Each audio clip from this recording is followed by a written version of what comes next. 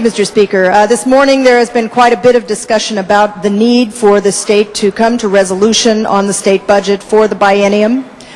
We are now currently in a session dealing with numerous other issues and anticipating that as a necessary function so that we can get to the bottom of the budget problem, and it is a crisis, and we will need to come to resolution before June 30th so the state can have a budget.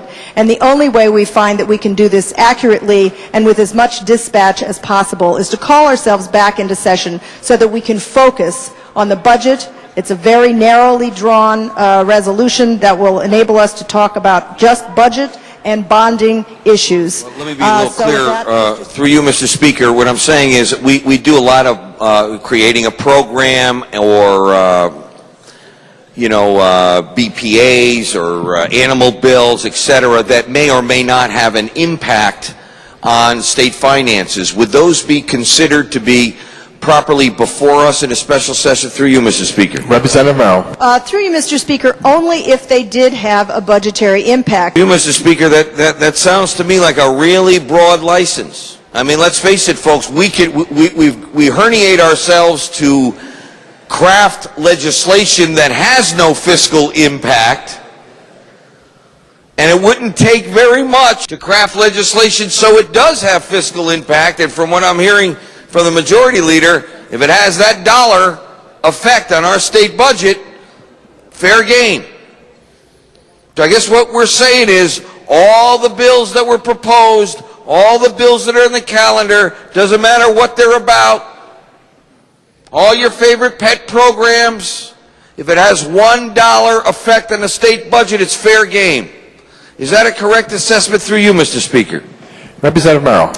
Through you, Mr. Speaker, as I said before, it would have to have a direct impact on a line item in the ladies and gentlemen of the budget. chamber, I'm going to say no for two reasons, or vote no, and encourage you to do the same. First of all, with all due respect to the distinguished majority leader, that description of what we can and cannot take up in special session gives me pause, because it sounds to me like anything goes, and all we're doing is extending this session to have more time to do more bills about whatever it takes and possibly, potentially, avoid doing a budget.